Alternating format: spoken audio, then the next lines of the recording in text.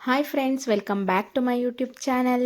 ಇವಾಗ ಏನಪ್ಪ ಆಷಾಢ ಸ್ಟಾರ್ಟ್ ಆಗಿದೆ. ಆಗಲೇ ಮಳೆ ಅಂತೂ ತುಂಬ ಬರ್ತಾ ಇದೆ. ನಿಮ್ಮ ಕಡೆನೂ ಹೇಗೆ ಬರ್ತಾ ಇದೆ ಮಳೆ ಅಂತ ಹೇಳ್ಬಿಟ್ಟು ಕಮೆಂಟ್ ಮಾಡಿ ನನಗೆ.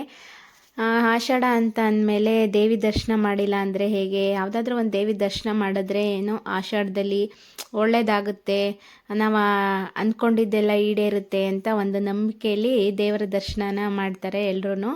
ಹಾಗೆ ನಾನು ಇಲ್ಲೇ ಹಾಸನಲ್ಲಿ ಇರುವಂಥ ಒಂದು ಚಾಮುಂಡೇಶ್ವರಿ ದೇವಸ್ಥಾನ ಯಾವಾಗಲೂ ಶುಕ್ರವಾರ ಹೋಗ್ತೀನಿ, ಮಿಸ್ ಮಾಡಲ್ಲ. ಕೆಲವೊಂದು ಟೈಮ್ ಮಿಸ್ ಆಗುತ್ತೆ ಅಷ್ಟೇ. ಹಾಗೆಯೇ ಶುಕ್ರವಾರ, ಆಷಾಢ ಶುಕ್ರವಾರ ಹೋಗಿಲ್ಲ ಅಂದರೆ ಹೇಗೆ ಅಂತೇಳ್ಬಿಟ್ಟು ಬೆಳಗ್ಗೆ ಹೋಗೋಕ್ಕಾಗಿಲ್ಲ, ಪಾಪು ಇರೋದ್ರಿಂದ ಸ್ವಲ್ಪ ಕಷ್ಟ ಆಗುತ್ತೆ ಅಂತೇಳ್ಬಿಟ್ಟು ಸಂಜೆ ಹೋಗೋಣ ಅಂತೇಳಿ ನಾನು ನನ್ನ ಫ್ರೆಂಡು ಹೋಗಿದ್ವಿ. ದೇವರಿಗೆ ದರ್ಶನ ಮಾಡಿಕೊಂಡು ಹಾಗೆಯೇ ನಿಂಬೆಹಣ್ಣು ದೀಪನ ಹಚ್ಬಿಟ್ಟು ಬರೋಣ ಅಂತೇಳ್ಬಿಟ್ಟು. ತುಂಬಾ ರಶ್ ಇತ್ತು ಜನ. ಅಂದರೆ ಸಂಜೆ ಆಗಿರೋದ್ರಿಂದ ಆವಾಗ ಇನ್ನೂ 6 o'clock ಹೋಗಿದ್ರಿಂದ ಸ್ವಲ್ಪ ಪರವಾಗಿಲ್ಲ ಅನ್ನೋ ಥರ ಇತ್ತು. ಬೆಳಗ್ಗೆ ಟೈಮೆಲ್ಲ ತುಂಬಾ ರಶ್ ಇರುತ್ತೆ. ಇವಾಗ ಆಷಾಢ ಆಗಿರೋದ್ರಿಂದ ನಮ್ಮ ಗೊಂಬೆ ಬಂಗಾರಿನ ಹಿಡ್ಕೊಂಡು ನಾನು ನಿಂಬೆಹಣ್ಣು ದೀಪ ಹಚ್ಚೋ ಅಷ್ಟರಲ್ಲಿ ಹರಸಾಹಸನೇ ಮಾಡಿದೆ ಅಂತಲೇ ಹೇಳ್ಬೋದು. ಹಾಗೆ ಕ್ವಾಟ್ಲೆ ಕೊಡ್ತಾಯಿದ್ಲು. ಇವಾಗ ಮನೆ ಒಳಗೇ ಕೂಡಾಕೊಂಡಿರ್ತೀನಿ, ಮನೆ ಒಳಗೆ ಇರುತ್ತೆ ಮಳೆ ಅಂತ, ಹೊರಗಡೆನೂ ಎಲ್ಲೂ ಕರ್ಕೊಂಡು ಹೋಗಲ್ಲ. ಹಾಗಾಗಿ ಸ್ವಲ್ಪ ಅವ್ರಿಗೂ ಹೊರಗಡೆ ಬಂದ ತಕ್ಷಣ ಓಡಾಡೋಣ, ಅದೇಳಿಯೋಣ ಇದೇಳಿಯೋಣ ಅಂತೇಳ್ಬಿಟ್ಟು ಅನಿಸ್ತಾ ಇರುತ್ತೆ. ಹಾಗಾಗಿ ಫುಲ್ಲು ಅಲ್ಲಿ ಓಡಾಡಬೇಕು ಇಲ್ಲಿ ಓಡಾಡಬೇಕು ಅಂತೇಳ್ಬಿಟ್ಟು ಹಿಂಸೆ ಕೊಡ್ತಾನೆ ಇದ್ಲು. ನೋಡಿ ಹೇಗೆ ಹಿಂಸೆ ಕೊಡ್ತಿದ್ದಾಳೆ ಅಂತ.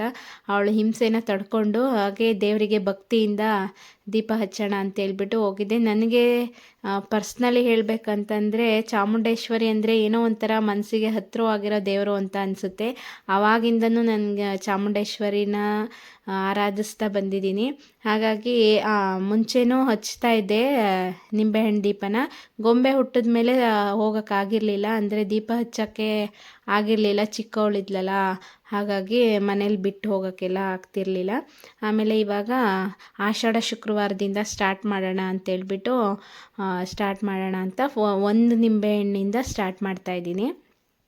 ಒಂದು ನಿಂಬೆಹಣ್ಣಿಂದ ಒಂದು ಮಂಡಲ, ನಿಮಗೆ ಎಷ್ಟು ಅನಿಸುತ್ತೆ ನಿಮಗೆ ಮನಸ್ಸಿಗೆ ಹಚ್ಚಬೇಕು ಅಂತ ಅಷ್ಟನ್ನು ಹಚ್ಬೋದು. ಇದರಿಂದ ತುಂಬಾ ಒಳ್ಳೆಯದಾಗುತ್ತೆ. ನಾವು ಏನೇ ಕೇಳ್ಕೊಂಡ್ರೂ ಈಡೇರುತ್ತೆ ಅಂತ ಹೇಳ್ಬಿಟ್ಟು ಹಿರಿಯರು ಹೇಳ್ತಾರೆ. ಆಷಾಢ ಮಾಸದಲ್ಲಿ ದೇವಿಗಳ ದರ್ಶನ ಮಾಡಿ ದೇವ್ರನ್ನ ನಾವೇನು ಕೇಳ್ಕೊತೀವಿ ಅದೆಲ್ಲ ಈಡೇರುತ್ತೆ ಅನ್ನೋ ಒಂದು ನಂಬಿಕೆಯಿಂದ ನಾನು ಮನಸ್ಸಲ್ಲಿ ಏನೋ ಒಂದು ಕೇಳ್ಕೊಂಡು ಈಡೇರ್ಸಮ್ಮ ತಾಯಿ ಅಂತ ಹೇಳಿಬಿಟ್ಟು ದೇವಸ್ಥಾನಕ್ಕೆ ಬಂದಿದ್ದೀವಿ. ನೋಡಿ ಇವಾಗ ನಿಂಬೆಹಣ್ಣು ದೀಪ ಎಲ್ಲ ರೆಡಿ ಮಾಡಿಕೊಂಡು ಅದನ್ನು ಹೋಳು ಮಾಡಿ ಹಿಂಡ್ಕೊಂಡು ಅದರೊಳಗೆ ತುಪ್ಪದ ದೀಪ ಬತ್ತಿ ಹಾಕಿಬಿಟ್ಟು ತುಪ್ಪದ ದೀಪನ ಹಚ್ಚೋವಂಥದ್ದು ಎಲ್ಲರೂ ಹಚ್ತಾರೆ. ಹಾಗೆಯೇ ನಾನು ಆವಾಗಿಂದ ನಂಬಿರೋ ದೇವರಿಗೆ ಇವಾಗ ತುಪ್ಪದ ದೀಪನ ಹಚ್ಚೋಣ ಅಂತೇಳ್ಬಿಟ್ಟು ಬಂದು ಹಚ್ತಾ ಇದ್ದೀನಿ. ನೀವು ಯಾರಾದರೂ ತುಪ್ಪದ ದೀಪ ಹಚ್ತಿದ್ದೀರಾ ಏನು ಅಂತ ಹೇಳಿಬಿಟ್ಟು ತಿಳಿಸಿ ನನಗೆ. ಹಾಗೆಯೇ ದೀಪ ಹಚ್ಚಿ ಇವಾಗ ಬೆಳಗ್ತಾ ಇದ್ದೀನಿ. ನಮ್ಮ ಗೊಂಬೆ ಬಂಗಾರಿ ಹಿಂಸೆ ಕೊಡ್ತಾಯಿದ್ಲು ಅಂತೇಳ್ಬಿಟ್ಟು ನನ್ನ ಫ್ರೆಂಡ್ ಆ ಕಡೆ ಕರ್ಕೊಂಡು ಹೋದರು. ಅಲ್ಲಿಂದ ಹಾಗೆಯೇ ಒಂದು ವೀಡಿಯೋ ಮಾಡಿದ್ದಾರೆ ನೋಡಿ. ನನಗೆ ವೀಡಿಯೋ ಮಾಡೋಕ್ಕೆಲ್ಲ ಪಾಪ ತುಂಬ ಹೆಲ್ಪ್ ಮಾಡಿಕೊಟ್ರು ನನ್ನ ಫ್ರೆಂಡು. ಆಮೇಲೆ ನೆಕ್ಸ್ಟು ದೀಪ ಎಲ್ಲ ಹಚ್ಚಿ ಅಲ್ಲಿ ಇಟ್ಬಿಟ್ಟು ಇವಾಗ ಒಳಗೆ ಹೋಗಿ ದರ್ಶನ ಮಾಡ್ಕೊಂಬರೋಣ ಅಂತೇಳ್ಬಿಟ್ಟು ಬಂದಿದ್ವಿ. ನೋಡಿ ತುಂಬ ಅಂದರೆ ತುಂಬಾ ರಶ್ ಇತ್ತು. ನಮಗಲ್ಲಿ ಗೊಂಬೆ ಎತ್ಕೊಂಡು ನಿಂತ್ಕೊಳ್ಳೋಕೆ ಆಗ್ತಿರ್ಲಿಲ್ಲ, ಅಷ್ಟೊಂದು ರಶ್ ಇತ್ತು. ಹಾಗೆಯೇ ದೇವರಿಗಂತೂ ತುಂಬ ಚೆನ್ನಾಗಿ ಅಲಂಕಾರ ಮಾಡ್ತಾರೆ. ಯಾವಾಗ ಹೋದ್ರೂ ಅಲಂಕಾರ ಅಂತೂ ದೇವರು ಎದ್ದು ಬರ್ತಾ ಇದೆಯೇನೋ ಅನ್ನೋ ರೀತಿಲಿ ಅಲಂಕಾರ ಮಾಡಿರ್ತಾರೆ. ಅದು ನೋಡೋಕ್ಕೆ 2 ಕಣ್ಣು ಸಾಲಲ್ಲ. ತುಂಬಾ ಖುಷಿ ಕೊಡುತ್ತೆ. ಏನೇ ಮನಸ್ಸಲ್ಲಿ ನೋವು ಬೇಜಾರು ಆ ಥರ ಏನೇ ಇದ್ರೂ ಆ ದೇವ್ರನ್ನ ನೋಡಿದ ತಕ್ಷಣ ಏನೋ ಒಂಥರ ಮನಸ್ಸಿಗೆ ಸಮಾಧಾನ ಅನ್ನೋ ಥರ ಆಗುತ್ತೆ.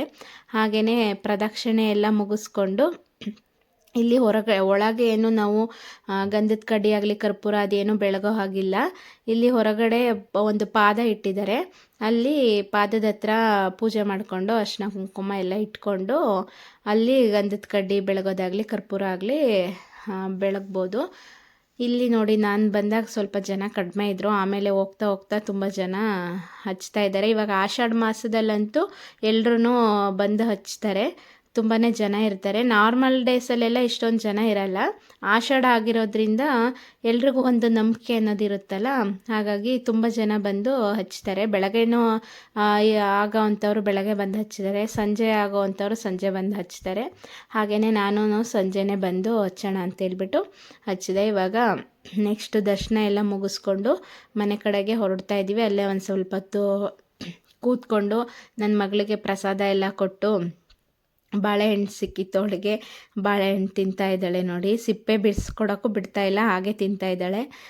ಆಮೇಲೆ ನಾನು ಸಿಪ್ಪೆ ಎಲ್ಲ ಬಿಡಿಸ್ಕೊಡ್ತೀನಿ ಅಂತ ಹೇಳ್ಬಿಟ್ಟು ಸಿಪ್ಪೆ ಬಿಡಿಸ್ಕೊಟ್ಟು ಅವಳಿಗೆ ಬಾಳೆಹಣ್ಣೆಲ್ಲ ತಿನ್ನಿಸ್ಕೊಂಡು ನೆಕ್ಸ್ಟು ಇನ್ನು ಹೋಗೋಣ ಅಂತೇಳ್ಬಿಟ್ಟು ಮನೆ ಕಡೆಗೆ ಹೊರಟ್ವಿ. ನಾವು ಬರೋವಾಗ ದೇವಸ್ಥಾನಕ್ಕೆ ಹೋಗುವಾಗ ಮಳೆನೇ ಇರಲಿಲ್ಲ.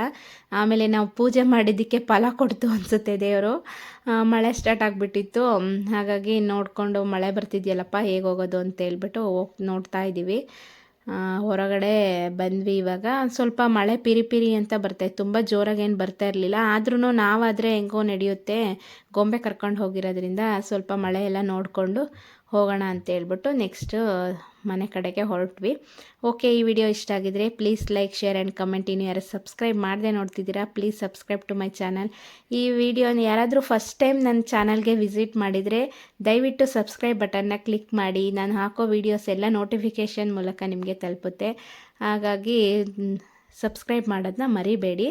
ಹಾಗೆ ಬೆಲ್ ಬಟನ್ನ ಕ್ಲಿಕ್ ಮಾಡೋದನ್ನ ಮರಿಬೇಡಿ. ಈ ವಿಡಿಯೋ ಇಷ್ಟ ಆಗಿದ್ರೆ ಒಂದು ಲೈಕ್ ಮಾಡೋದನ್ನ ಮರಿಬೇಡಿ. Thank you for watching. Bye bye.